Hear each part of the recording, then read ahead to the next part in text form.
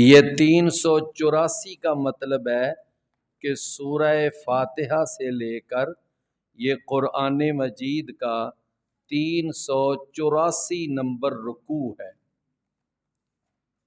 سمجھ آ گئی بات کی؟ یہ قرآن مجید کا ترتیب میں کتنواں رکوع ہے؟ 300۔ یہ سورہ فاتحہ سے لے کر اعوذ باللہ السمیع العلیم من الشیطان الرجیم من ہمزہ ونفخہ ونفثہ وما لی لا اعبد الذی فطرنی والیہ ترجعون ااتخذ من دونہ آلہۃ ان یردنی الرحمن بضر لا تغن عنی شفاعتهم شیئا ولا ينقذون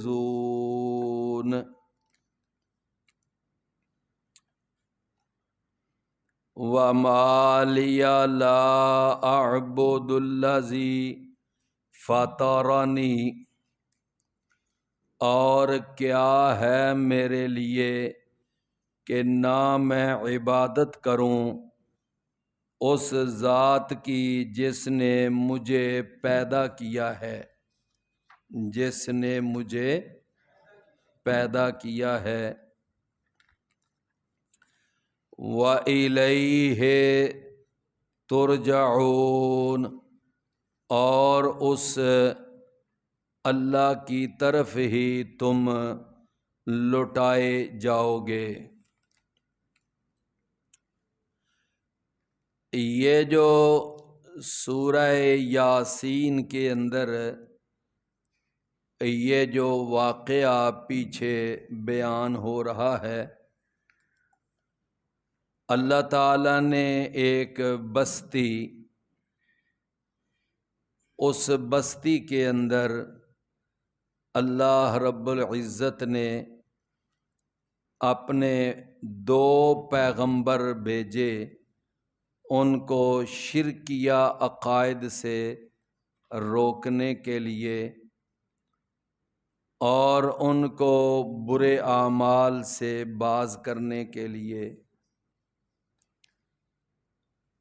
اللہ نے 2 پیغمبر پہلے ان کے پاس بھیجے، انہوں نے اپنی قوم کو، اپنے اہل علاقہ کو اللہ کی توحید سمجھائی، عقیدہ توحید انہیں بیان کیا اور آخرت کا عقیدہ بھی بیان کیا، اور اپنی رسالت بھی ان کے سامنے پیش کی کہ ہم اللہ کے رسول ہیں، اللہ نے ہمیں رسول بنا کر بھیجا ہے، تو تم ہم پر ایمان لاؤ اور اللہ پر ایمان لاؤ۔ تو وہ قوم والوں نے ان کی بات نہ سنی، ان کی بات نہ مانی۔ پھر اللہ تعالیٰ نے ان 2 کی دعوت کو مزید مضبوط کرنے کے لیے اللہ نے ایک تیسرا پیغمبر بھی وہاں بھیج دیا۔ فَعَزَّزْنَا بِثَالِثٍ، اللہ نے کیا کیا؟ وہاں تیسرا پیغمبر بھی بھیجا کہ اب 3 مل کر یہاں دعوت کا کام کرو۔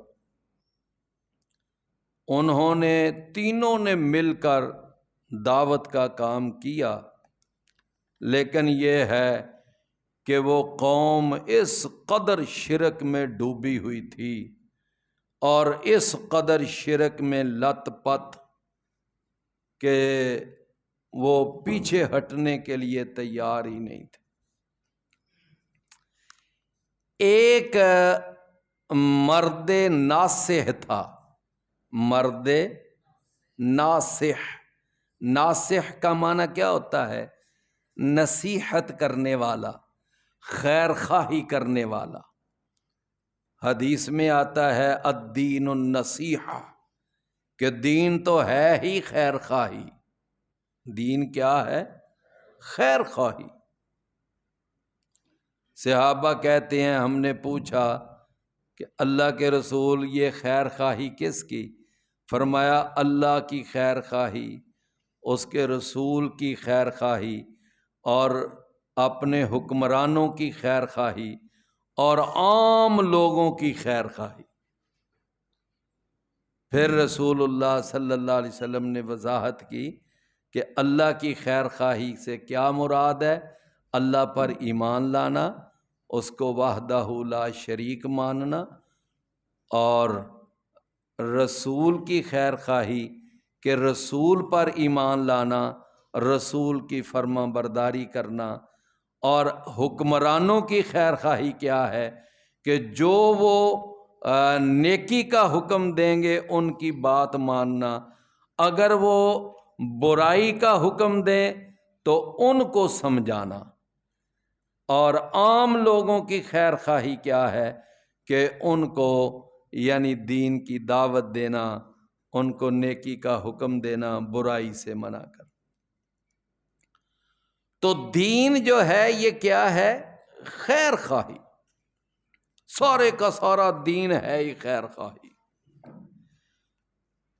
تو وہ جو مرد ناصح تھا، مرد ناصح یعنی خیر خواہی کرنے والا مرد، مرد صالح، نیک آدمی، تو وہ اس شہر کے ایک کنارے سے آیا، اور اس کو کچھ اس طرح کی خبر پہنچی کہ قوم والے جو ہیں وہ سارے مل کر وہ ان پیغمبروں کو قتل کرنا چاہتے ہیں، ان کا کام تمام کرنا چاہتے ہیں، وہ ان کا قصہ ہی ختم کرنا چاہتے ہیں، وہ ان کی دعوت سے تنگ آ چکے ہیں، اکتا چکے ہیں کہ یہ ہمارے معبودوں کی گستاخی کرتا ہے، ہمارے حاجت رواؤں اور مشکل کشاؤں کی بے ادبی کرتا ہے، تو لہٰذا یہ تینوں جو بے ادب اور گستاخ ہیں ان کا قصہ ہی تمام کیا جائے۔ جب اس مرد ناصح کو اور مرد صالح کو پتہ چلا تو قرآن کہتا ہے وَجَاءَ رَجُلٌ مِّنْ أَقْصَى الْمَدِينَةِ يَسْعَىٰ، تو شہر کے ایک دور کے کنارے سے ایک آدمی بھاگتا ہوا آیا، اور اس نے آ کر اپنی قوم والوں کو سمجھایا کہ دیکھو تم یہ غلط اقدام اٹھانے لگے ہو، یہ ٹھیک تمہارا فیصلہ نہیں ہے۔ تو بہرحال اس نے آ کر ان کو سمجھایا۔ اس بستی کا نام اسکندریہ اور اس مرد صالح کا نام تفسیر کی کتابوں میں حبیب نجار لکھا ہوا ہے۔ حبیب نجار، نجار کس کو کہتے ہیں؟ نجار، بڑھئی، بڑھئی جس کو کارپینٹر نہیں کہتے انگلش میں، کارپینٹر۔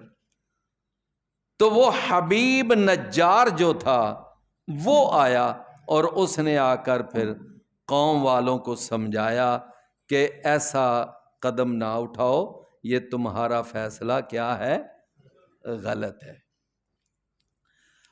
اچھا، جب اس نے آ کر سمجھایا تو وہ اصل میں نا اس کا کچھ طریقہ ایسے تھا کہ وہ اندر سے ان تینوں نبیوں اور رسولوں پر ایمان لا چکا تھا، لیکن ابھی وہ کھل کھلا کر سامنے نہیں آ رہا تھا، کھل کھلا کر سامنے نہیں آ رہا۔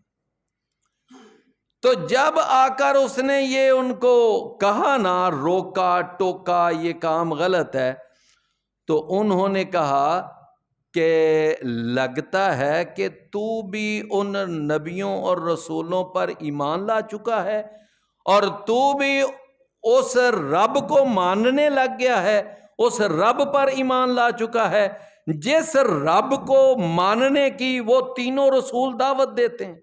لگتا ہے کہ تو بھی اس رب پر ایمان لا چکا ہے اور تو بھی اس کی عبادت کرنے لگ گیا ہے۔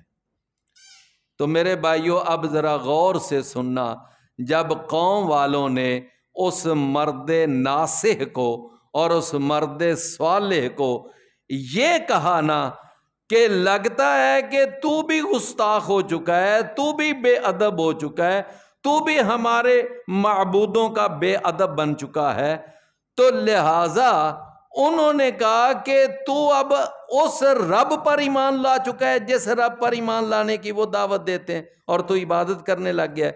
تو اس نے پھر یہ جواب دیا، کیا جواب دیا؟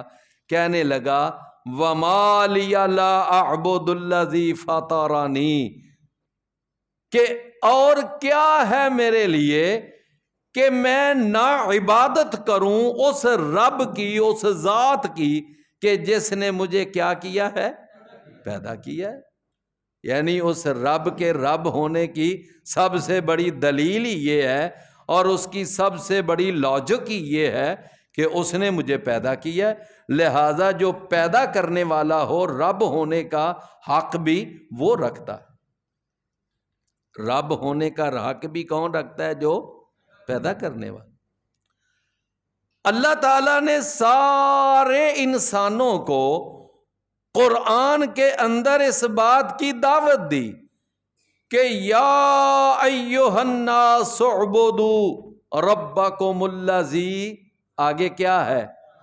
خلقکم والذین من قبلکم لعلکم تتقون، کہ اے لوگو اس رب کی عبادت کرو جس نے تم کو پیدا کیا ہے اور پھر صرف تم کو ہی نہیں تمہارے آباء و اجداد کو بھی اس نے پیدا کیا ہے۔ فرمایا اور اس لیے تمہیں میں کہہ رہا ہوں کہ میری عبادت کرو کہ تاکہ تم جہنم کی آگ سے بچ جاؤ۔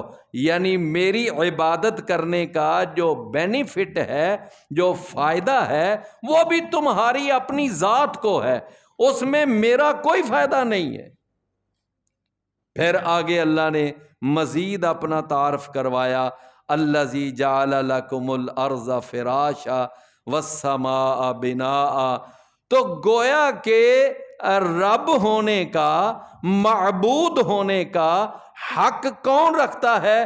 جو خالق ہو، اور جو خالق نہ ہو وہ بھلا رب ہو سکتا ہے؟ رب ہونے کی اور معبود ہونے کی سب سے پہلی دلیل ہی ہے۔ اللہ تعالیٰ نے نا قرآن مجید سورہ احقاف میں بیان کیا، فرمایا کہ جن کو تم اللہ کے سوا اپنا رب بنائے بیٹھے ہو اور تم کہتے ہو کہ یہ ہمارے رب ہیں، یہ ہمارے معبود ہیں، یہ ہمارے داتا ہیں، یہ ہمارے کرنی بھرنی والے ہیں، حاجت روا اور مشکل کشا ہیں، اللہ تعالیٰ نے فرمایا بتاؤ کہ ماذا خلقوا من السماوات، کہ انہوں نے آسمانوں کا کون سا ٹکڑا بنایا ہے؟ بتاؤ تو صحیح، یا انہوں نے زمین کا کون سا خطہ پیدا کیا ہے؟ کوئی ایک زمین کا ٹکڑا انہوں نے بنایا ہو؟ لاؤ دکھاؤ کون سا انہوں نے، آسمانوں میں ان کی کوئی پارٹنرشپ ہے یا ان کی زمین میں میرے ساتھ کوئی پارٹنرشپ ہے؟ تو مجھے بتاؤ۔ تو جب اللہ کے سوا اس کائنات کا ایک چپا بھی کسی نے پیدا نہیں کیا تو پھر اللہ کے سوا کوئی خالق، کوئی رب اور معبود ہو سکتا ہے؟ نہیں ہو سکتا۔ تو اس مرد صالح نے کیا کہا کہ مالی لا اعبد الذی فطرنی، مجھے کیا ہے کہ میں اس رب کی عبادت نہ کروں جس نے مجھے کیا کیا ہے؟ پیدا کیا ہے۔ اللہ اکبر۔ تو میرے بھائیوں، جو خالق ہو، جو رازق ہو، جو مالک ہو، تو معبود بھی وہی ہوتا ہے۔ جو خالق ہو، مالک ہو، رازق ہو، معبود بھی وہی ہوتا ہے۔ اللہ اکبر۔ فرمایا کہ اس نے مجھے کیا کیا ہے؟ فطرنی، مجھے پیدا کی۔ وَإِلَيْهِ تُرْجَعُونَ، اور اس اللہ کی طرف ہی تم لوٹائے جاؤ گے۔ اچھا، پھر اللہ نے تمہیں پیدا کر کے نا، تو پیدا کر کے اللہ نے تمہیں بے مہار، یعنی بے شتر، بے مہار اللہ نے نہیں تمہیں چھوڑ دیا، جاؤ اب تم جو مرضی کرو، جو مرضی، اب تم بالکل آزاد پنچھی ہو۔ نا نا نا نا، فرمایا کہ اللہ نے تمہیں پھر تمہاری اس زندگی کا تم سے حساب بھی لینا ہے، اور تم نے لوٹ کر اللہ کے پاس جانا ہے۔ لو دیکھو، اس چھوٹے سے جملے میں اس مرد صالح نے کیسی خوبصورت باتیں کی، اور چھوٹے سے جملوں میں اس نے دو عقیدے سمجھا دیے۔ ایک عقیدہ توحید سمجھا دیا، اور ایک عقیدہ آخرت سمجھا دی۔ مرنے کے بعد دوبارہ زندہ ہونے کا عقیدہ بھی سمجھا دیا، سمجھے نا؟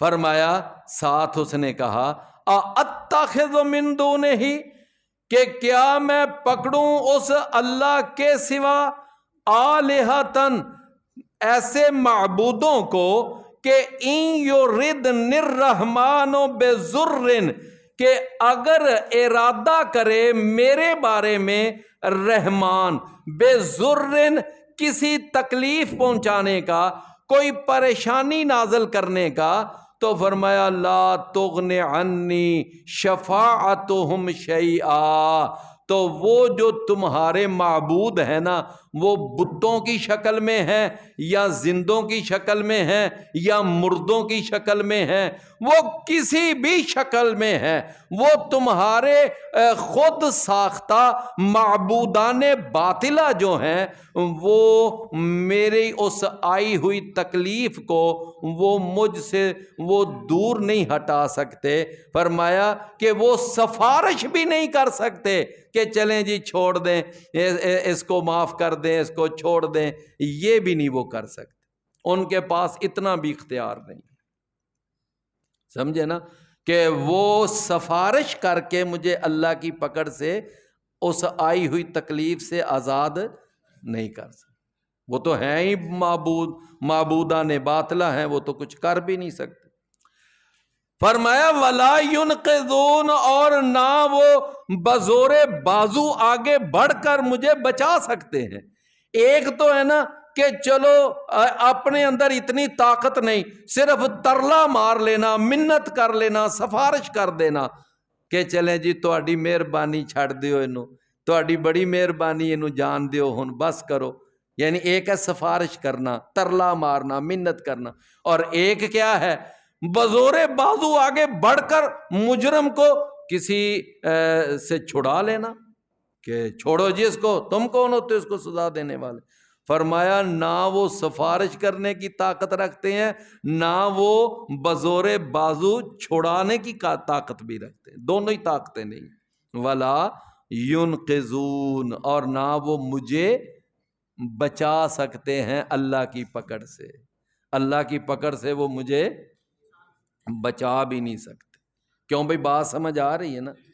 اللہ اکبر۔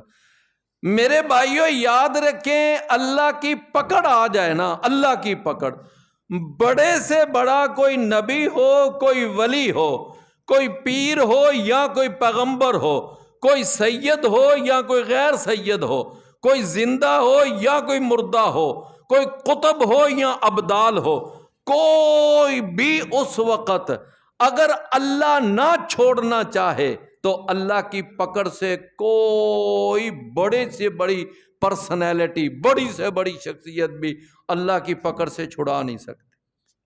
نہیں بات سمجھ آئی؟ نہیں چھڑا سکتے۔ دیکھ لو عبداللہ بن ابی تھا نا، عبداللہ بن ابی، اللہ نے پکڑ لیا، جب مر گیا نا اللہ نے پکڑا اس کو.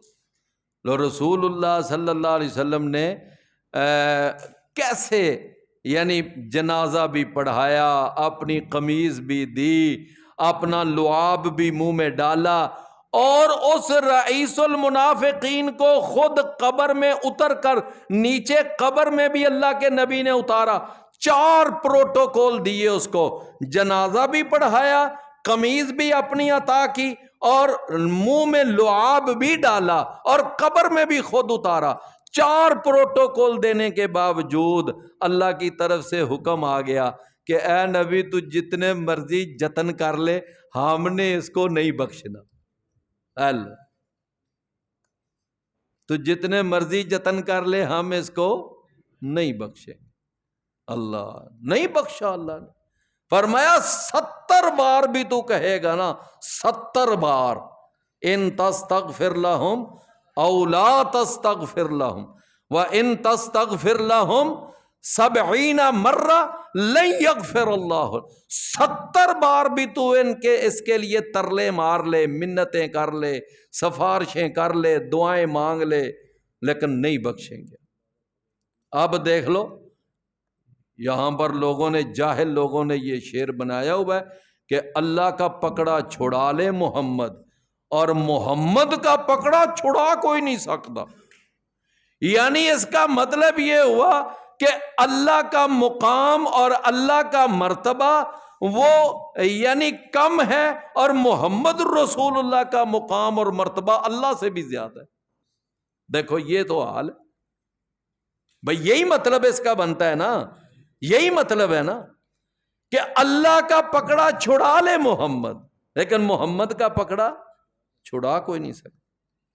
تو پھر اللہ کا مقام کم ہوا، اللہ کے پاس اختیارات کم ہوئے، اور محمد صلی اللہ علیہ وسلم کے پاس اختیارات زیادہ ہوئے. لو دیکھو یہ حال ہے. اور ادھر کیا، جو رب سے نہ ملے وہ حسین سے مانگ. اس کا بھی مطلب کیا ہے بھلا؟ جو تجھے رب سے نہ ملے تو وہ کس سے مانگ؟ حسین سے مانگ. اس کا مطلب یہ ہے کہ جو تجھے رب نہیں نہ دے سکتا، حسین دے سکتا ہے. تو مطلب تو وہی ہو گیا کہ حسین رضی اللہ عنہ، اللہ معاف فرمائے، ہم تو اللہ کے فضل سے جناب علی، جناب حسن، جناب حسین، سیدہ فاطمہ، ہم تو ان کا ادب احترام ملحوظ رکھتے ہیں. ہم تو کسی کی بھی گستاخی نہیں کرتے اللہ کے فضل سے، اللہ کے فضل سے. لیکن میرے بھائیوں، اب ان کا جو مقام ہے ہم نے وہی بیان کرنا ہے نا. اب ان کا مقام بڑھا چڑھا کر تو نہیں نا بیان کرنا. وہ اگر کریں گے تو پھر ہمارے پلے کچھ نہیں بچتا، ہم برباد ہو جاتے ہیں، ہمارا ستیہ ناش ہو جاتا ہے. اگر ہم ان کے اندر اللہ والی اختیارات ثابت کرنے لگ جائیں، سمجھے نا، یا اللہ سے بھی اوپر لے جائیں، تو پھر یہ تو خوش ہو جائیں گے کہ چلو ٹھیک ہے جی، اب تم ٹھیک کر رہے ہو، اچھا ادب کر رہے ہو، احترام کر رہے ہو ان کا. لیکن میرے بھائیوں، ہمارا ادھر ستیہ ناش ہو جائے گا، آخرت برباد ہو جائے گی ہماری. تو میں عرض یہ کر رہا تھا کہ یہ عقیدہ کہ جو رب سے نہ ملے وہ حسین سے مانگ، اس کا مطلب کہ حسین رضی اللہ عنہ کے اختیارات زیادہ ہیں اور اللہ کے پاس اختیارات کیا ہیں؟ کم ہیں. تو میرے بھائیوں، اللہ تعالیٰ نے قرآن میں دیکھ لو یہ عقیدہ بیان کیا، وَلَا يُنْقِذُونَ، یہ سارے تمہارے معبود، یہ تمہارے مشکل کشا، حاجت روا، یہ تمہارے داتے، یہ گنج بخش مل کر بھی یہ اللہ سے سفارش کر کے بھی مجھے نہیں چھڑا سکتے. اگر اللہ میرے ساتھ کوئی تکلیف پہنچانے کا ارادہ کرے اور اپنے بزور بازو بھی یہ مجھے اللہ سے نہیں چھڑا سکتے. انی اذا لفی ضلال مبین، بے شک میں تب یقیناً بہت بڑی گمراہی میں ہوں گا.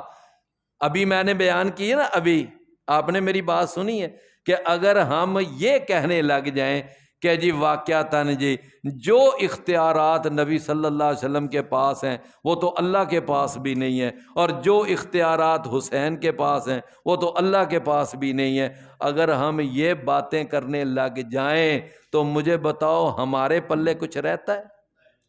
لو دیکھ لو، پڑھ کے دیکھ لو۔ فرمایا اس نے بھی کہا انی اذا لفی ضلال، بے شک میں تو تب تو بہت بڑی کھلی گمراہی میں ہوں گا، میں تو واضح گمراہ۔ فرمایا انی آمنت بربکم فاسمعون۔ اب وہ جو مرد صالح تھا، وہ جو مرد ناصح تھا، کیا نام تھا اس کا؟ کیا نام تھا؟ حبیب نجار۔ میں نے کہا کہیں بھول نہ جائیں، وہ حبیب نجار جو ہے اب وہ اپنی قوم والوں کو بے سامنے اپنے عقیدہ توحید کا اظہار کر رہا ہے، اور ان تینوں پیغمبروں کے سامنے بھی اپنے عقیدہ توحید کو بیان کر رہا ہے، اور اپنی استقامت کا مظاہرہ کر رہا ہے۔ جب قوم والوں نے پھر اس کے اوپر سختیاں کیں، اس کو مارا، اس کو پیٹا، اس پر تشدد کیا، لیکن اس نے ڈٹ کر یہ کہا کہ آمنت بربکم، بے شک میں ایمان لا چکا ہوں تمہارے رب پر۔ پہلے تو وہ کوئی ڈکی چھپی بات تھی نا، میں کھل کھلا کر اپنا عقیدہ ذرا بیان نہیں کرتا تھا، میں کہتا تھا چلو تمہیں سمجھاؤں، تمہیں سیدھی ڈگر پہ لاؤں، لیکن اب سنو میں تمہارے رب پر ایمان لا چکا ہوں۔ یعنی گویا کہ اس بندے کی بات ذرا سمجھے کیسی بات ہے۔ اس نے یہ نہیں کہا کہ میں اپنے رب پر ایمان لایا ہوں، اس نے کیا کہا؟ میں کیا کہا اس نے؟ میں تمہارے رب پر۔ اور تم نہ مانو یا مانو، تم مانو یا نہ مانو، وہ میرا بھی رب ہے، وہ۔ اچھا کیا خیال ہے یہ جو ہندو ہیں تو کیا اللہ ان کا رب نہیں ہے؟ لیکن وہ مانتے ہیں؟ نہیں مانتے۔ یہ جو آگ کے پجاری ہیں، آتش پرست، کیا اللہ ان کا رب نہیں ہے؟ ان کا بھی رب ہے، لیکن وہ نہیں مانتے۔ تو میرے بھائیوں، کسی کے نہ ماننے سے اس رب کا رب ہونا ختم نہیں ہو جائے گا۔ وہ ساری کائنات کا رب ہے، وہ اگلوں پچھلوں کا رب ہے، وہ مردوں عورتوں کا، انسانوں جنوں کا، بلکہ کائنات کے ایک ایک ذرے کا وہ رب ہے، ساری مخلوقات کا وہ رب ہے، وہ رب العالمین ہے، وہ رب العالمین ہے۔ تو اس نے کیسی پیاری بات کی، اس نے کہا میں ایمان لایا ہوں تمہارے رب پر۔ تم اگرچہ اس کو رب نہیں مانتے لیکن وہ ہے تمہارا رب۔ فرمایا فاسمعون، تو غور سے ذرا میری بات کو سنو۔ قیل ادخل الجنہ، قیل ادخل یہاں پر اللہ نے نا بات کو تھوڑا سا شارٹ کٹ کیا ہے، شارٹ کٹ کیا ہے، سمجھے نا؟ پتہ ہے اصل میں پوری عبارت کیا ہے؟ عبارت یہ ہے کہ جب اس نے پھر اپنے ایمان کا کھلم کھلا اظہار کیا اور اس نے اپنے ایمان پر استقامت دکھائی، تو پھر وہ جناب قوم والوں نے نہ آؤ دیکھا نہ تاؤ دیکھا، پھر وہ سارے مشرک وہ اس توحید والے پر پل پڑے اور انہوں نے یک بارگی اس پر حملہ کیا اور اس کو شہید کر دیا۔ یہ ساری عبارت یہاں پر اللہ نے حذف کر دی ہے، یہاں شارٹ کٹ کیا ہے، اختصار کیا ہے۔ جب اس کو شہید کر دیا گیا تو اللہ فرماتے ہیں پھر ہم نے اس مرد ناصح کو، اس شہید کو جو اللہ کے دین کی خاطر، عقیدہ توحید کی خاطر شہید ہوا تھا، تو ہم نے پھر اس کو کیا کہا؟ ہم نے کہا قیل ادخل الجنہ، اب تو کہاں داخل ہو جا؟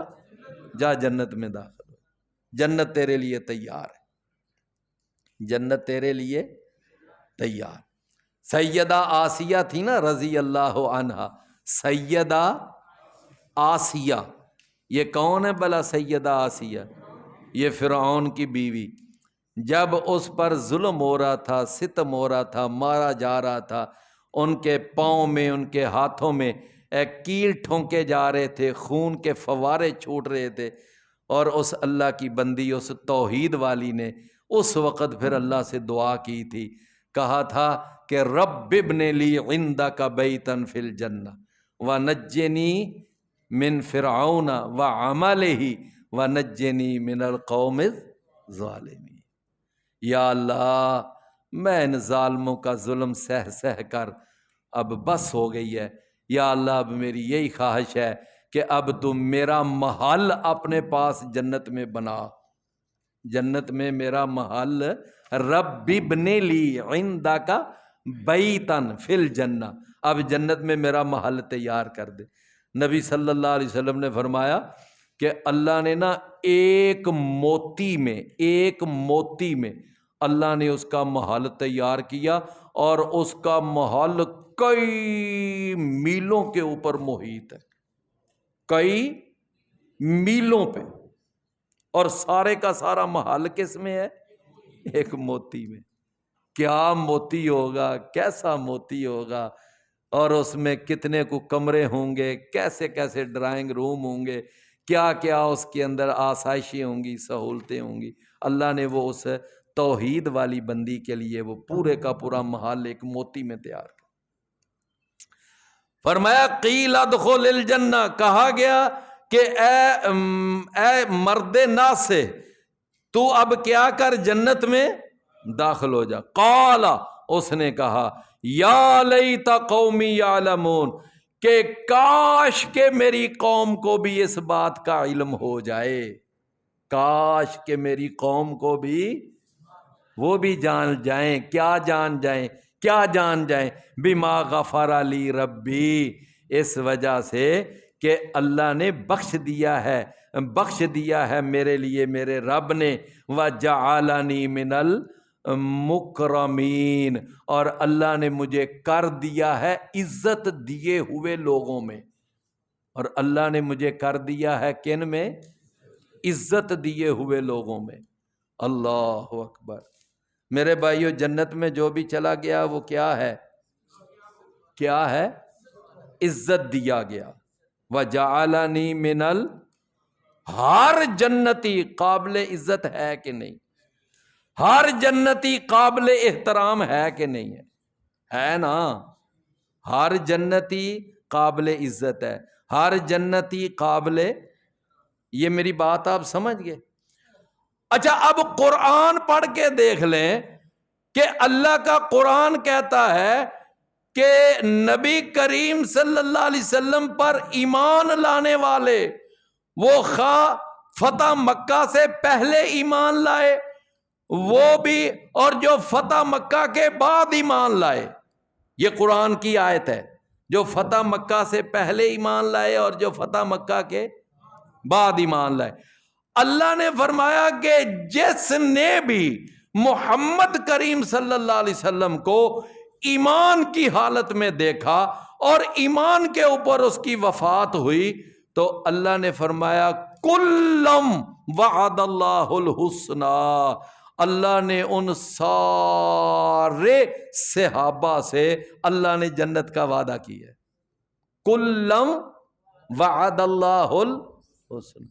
تو میرے بھائیو، آپ مجھے بتائیں کہ کیا سیدنا امیر معاویہ رضی اللہ عنہ بھی پھر جنتی ہیں کہ نہیں ہیں نا؟ تو کیا وہ بھی قابل احترام ہیں کہ نہیں ہیں کہ نہیں ہے؟ لو، تمہارا یہ جواد نقوی جو ہے نا، لاہور بیٹھا ہوا، اس نے کیسی پیچھے بکواس کی ہے، اس نے واضح لفظوں میں، وہ ریحان طارق اس کے سامنے وہ انٹرویو دے رہا ہے اور بیٹھا ہوا ہے، اس نے کہا کہ تم سیدنا امیر معاویہ رضی اللہ عنہ کا نام ادب اور احترام سے کیوں نہیں لیتے؟ ان کا جب بھی تم نام لیتے ہو بڑی گستاخی کے ساتھ، بے ادبی کے ساتھ نام لیتے ہو، ان کا تم ادب اور احترام کیوں نہیں ملحوظ رکھتے؟ تو اس نے آگے پتہ ہے کیا بکواس کی؟ وہ کہتا ہے کہ کوئی قابل احترام ہو تو ہم اس کا احترام کریں نا، کوئی قابل احترام ہو تو ہم اس کا احترام کریں۔ میرے پیارے بھائیوں، قرآن کی نص کہہ رہی ہے کہ رسول اللہ صلی اللہ علیہ وسلم کے سارے صحابہ کیا ہیں؟ جنتی۔ اور یہ قرآن کی آیت کہہ رہی ہے وَجَعَلَنِي مِنَ الْمُكْرَمِينَ، اور اللہ نے مجھے عزت دیے ہوئے لوگوں میں کیا۔ جو بھی جنتی ہے وہ قابل احترام ہے کہ نہیں ہے؟ تو پھر سیدنا امیر معاویہ رضی اللہ عنہ وہ قابل احترام نہیں ہے؟ وہ بھی تو قابل احترام ہے۔ اللہ اکبر، اللہ اکبر۔ میرے پیارے بھائیوں، اب تو ان کے زیر اثر ہمارے کئی توحید والے بھی سیدنا امیر معاویہ رضی اللہ عنہ کے بارے میں بڑی غلط زبان استعمال کرنے لگے، ان کے بارے میں گستاخی والا لب و لہجہ۔ کئی اہل توحید، اہل حدیث، وہ بھی اب ان کی ہی زبان بولنے لگ گئے۔ امیر معاویہ رضی اللہ عنہ کے بارے میں دل میں بغض ہے، کوڑ ہے۔ فرمایا بما غفر علی ربی، کہ اللہ نے بخش دیا ہے مجھے میرے رب نے، وجعلنی من المکرمین، وما انزلنا علی قومہ من بعدہ من جند من السماء، اور نہیں اتارا ہم نے علی قوم ہی اس کی قوم پر، من بعد ہی اس کے بعد، بلا کس کے بعد؟ اس مرد صالح، اس حبیب نجار کے بعد، یعنی اس کی شہادت کے بعد۔ جب اس کی شہادت ہو گئی، وہ شہید ہو گئے، تو فرمایا پھر ہم نے کیا کیا؟ ہم نے فیصلہ کر لیا اب یہ ساری بستی، اب یہ ساری قوم جو ہے اس کو تباہ کر دیا جائے گا۔ اللہ کیا کہتا ہے؟ پھر ہم نے کیا کیا؟ ہم نے اس بستی کو تباہ کرنے کا فیصلہ کر لیا، اور تباہ کرنے کے لیے پھر ہم نے آگے کیا کیا؟ فرمایا ہم نے اس بستی کو تباہ کرنے کے لیے ہم نے کوئی فرشتوں کی فوج نہیں بھیجی کہ جاؤ جا کر اس بستی کو تباہ کر کے آؤ۔ وما انزلنا علی قومہ من بعدہ من جند، ہم نے کوئی لشکر نہیں بھیجا فرشتوں کا یا کسی اور چیز کا، ہم نے کوئی لشکر نہیں بھیجا۔ وما کننا منزلین، اور نہ ہم اتارنے والے تھے، نہ ہم اس کی کوئی ضرورت محسوس کرنے والے تھے، بلکہ ہم نے پھر ان کو کیسے تباہ کیا؟ ان کانت الا صیحۃ واحدہ، نہیں تھی مگر وہ ایک چیخ، نہیں تھی مگر وہ ایک چیخ۔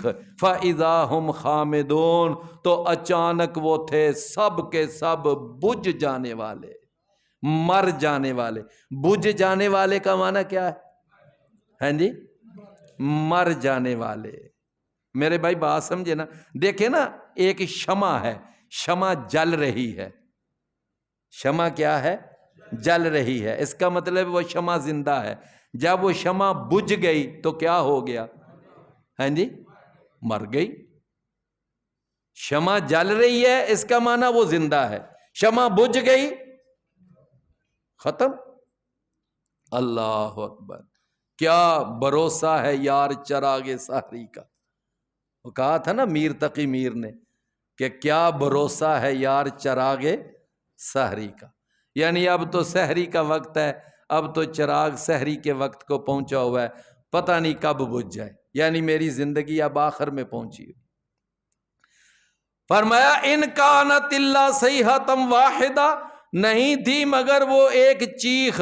جناب جبریل نے نا صرف ایک چیخ ماری تھی، ایک چیخ، اس چیخ کے ساتھ ان ساری قوم کے، ان بستی والوں کے سب کے دل پھٹ گئے اور سب تباہ و برباد ہو گئے، صرف وہ 3 جو رسول تھے نا وہ بچے تھے، اللہ نے ان کو بچا لیا۔ یہ تو اللہ کا اصول ہے نا کہ جب بھی اللہ کسی بستی پر عذاب بھیجتا ہے تو اس میں جو ایمان والے ہوتے ہیں اللہ ان کو کیا کر لیتا ہے؟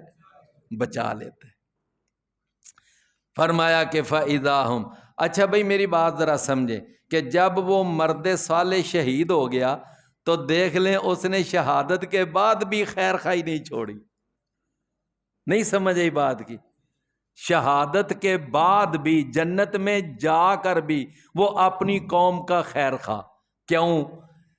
کہنے لگا کہ کاش میری قوم کو پتہ چل جائے کہ میں نے اس عقیدہ توحید کو اپنانے کی وجہ سے اور اس شہادت کی وجہ سے اللہ نے مجھے یہاں جنتوں میں مقام دے دیا، مجھے جنتوں میں اللہ نے عزت اور احترام عطا کیا، اب میں جنت کے اندر اپنی زندگی گزار رہا ہوں، کاش میرے اس سارے پروٹوکول کا پتہ میری قوم کو بھی لگ جائے۔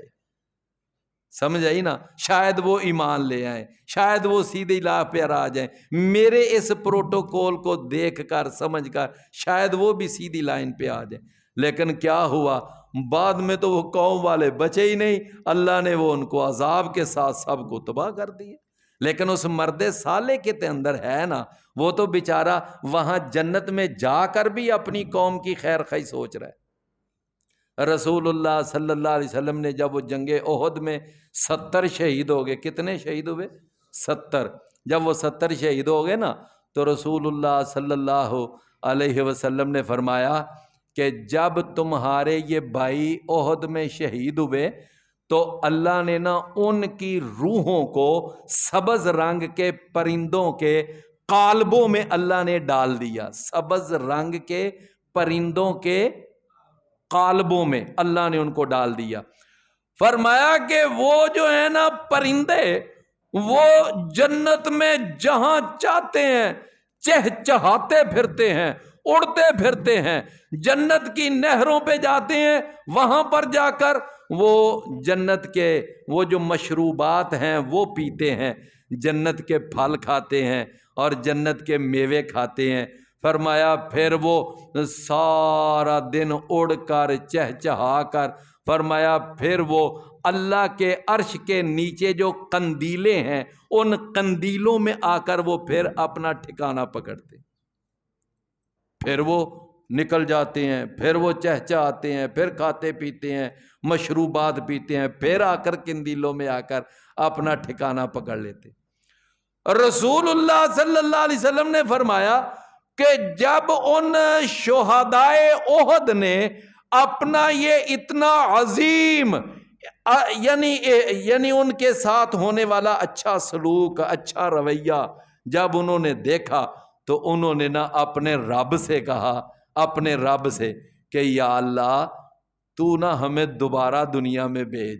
اچھا کیا کرو گے؟ ہم جا کر دنیا میں اپنے بھائیوں کو بتا کر آئیں کہ اللہ نے ہمیں بڑی کمال کی شان دی ہے، اللہ نے بڑی آؤ بھگت کی ہے، بڑا ہمیں اللہ نے مقام دی، ہم یہ ساری بات ان کو بتا کر آئیں۔ اچھا اس مقصد کے لیے جانا چاہتے ہو؟ ہاں، تو اللہ نے فرمایا کہ میرا اصول نہیں ہے جو ایک دفعہ دنیا سے آ جائے واپس جائے، چاہے وہ نیک ہو یا بد ہو، باقی رہ گیا تمہارا یہ پیغام میں تمہارے بھائیوں تک پہنچا دیتا ہوں۔ اللہ نے پھر پیغام پہنچانے کے لیے کیا کیا؟ سورہ آل عمران 169 نمبر آیت، 170 نمبر آیت اور 171 نمبر آیت، یہ 3 آیتیں اللہ نے اتاری۔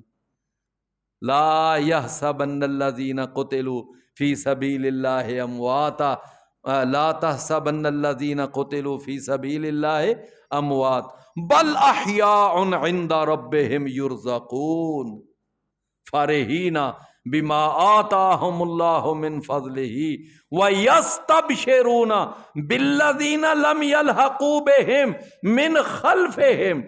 اللہ نے فرمایا کہ وہ جو جنتوں میں پہنچ چکے ہیں نا، وہ تمہارے لیے پیغام بھیج رہے ہیں، ہم بڑے خوش ہیں، ہم بڑی موجوں میں ہیں، ہم یہاں بڑے مزے اڑا رہے ہیں۔ فرمایا کہ یہ انہوں نے پیغام بھیجا ہے تاکہ تم کہیں جہاد سے غافل نہ ہو جاؤ، جہاد سے پیچھے نہ ہٹ جاؤ، بس اسی طرح جہاد کے ساتھ جڑے رہنا، جہاد کے ساتھ آگے بڑھتے رہنا، یہ جہاد سے شہادتیں ملیں گی، شہادتوں سے تمہیں یہ پروٹوکول ملے گا۔ فرمایا کہ دیکھیں نا جیسے وہ مرد صالح کو فوت ہونے کے بعد بھی اپنی قوم کا غم، تو ان شہدائے احد کو بھی شہادت کے بعد اپنے بھائیوں کی فکر، ایسا ہی ہے نا۔ فرمایا یا حسرتن علی العباد ہائے افسوس بندوں پر، ما یاتیہم من رسول، نہیں آتا تھا ان کے پاس کوئی رسول، الا کانوا بہ یستہزئون، مگر وہ اس کا مذاق اڑایا کرتے تھے۔ وہ کیا کرتے تھے؟ اس کا مذاق اڑاتے تھے۔ فرمایا الم یروا، کیا انہوں نے نہیں دیکھا، کم اہلکنا قبلہم من القرون، کہ ہم نے کتنی بستیاں ہلاک کر دی ان سے پہلے، ان سے پہلے، ان سے پہلے۔ یہاں ان سے کون مراد ہے؟ مکہ والے۔ ان سے کون مراد ہے؟ ہم نے ان مکہ والوں سے پہلے ہم نے کتنی بستیاں، کتنی قومیں ہم نے تباہ کر دی۔ قوم عاد، قوم سمود، قوم مدین، قوم لوط، بڑی قومیں ہم نے تباہ، قوم نوح، قوم موسیٰ۔ فرمایا کہ انہم الیہم لا یرجعون، بے شک وہ ان کی طرف نہیں واپس لوٹے، ان میں کوئی آیا واپس ان کے پاس؟ فرمایا وَإِن كُلٌّ لَمَّا جَمِيعٌ، یہاں ان جو ہے نا، ان یہاں نافیہ ہے، یہاں ان شرطیہ نہیں ہے، یہاں ان کیا ہے؟ نافیہ۔ اگر یہ شرطیہ ہو تو معنی ہوتا ہے اگر، اور اگر یہ نافیہ ہو تو معنی ہوتا ہے نہیں۔ تو یہاں کیا معنی کرنا ہے؟ نہیں، اور نہیں ہے کلن، یہ سب کے سب، لما، مگر، یہاں لما الا کے معنی میں ہے، یہاں لما کس کا معنی دے رہا ہے؟ الا۔ فرمایا اور نہیں ہے یہ سب کے سب مگر جمیعن، اکٹھے ہو کر، لدینا، ہمارے پاس، محضرون، حاضر کیے جانے والے ہیں۔ فرمایا یہ سارے کافر، وہ خواہ قوم سمود کے ہیں، قوم عاد کے ہیں، قوم نوح کے ہیں، قوم موسیٰ کے ہیں، یا مکے والے کافر ہیں، جہاں کے بھی، ان سارے کافروں نے اکٹھے ہو کر بالآخر کہاں حاضر ہونا ہے؟ ہمارے پاس۔ اللہ عمل کی توفیق عطا فرمائے۔ وآخر دعوانا ان الحمد للہ۔ کو بھائی آج نام لکھانا پسند کرے تو جی، ہاں جی۔